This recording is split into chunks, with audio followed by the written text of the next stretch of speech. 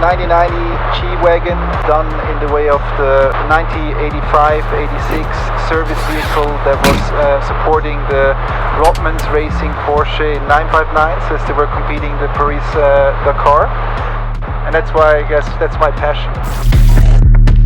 Stop that.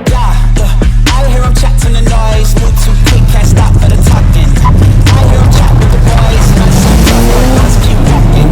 Just too sharp with the boys, white girls let it tell me I'm awesome, yeah.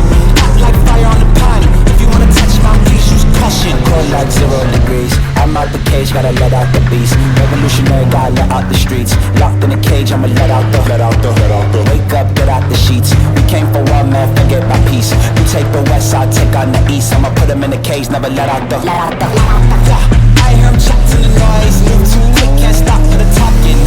I hear him chat with the boys, not so tough, but minds keep walking, yeah.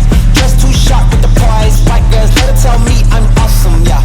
Hot like fire on the pan, if you wanna touch my please use caution. Try to reflect the history of the racing, and that's why it was also important to me to meet the racers and the co-pilots of that era, so that I really get the history about the car and not just transforming the car into what you see today.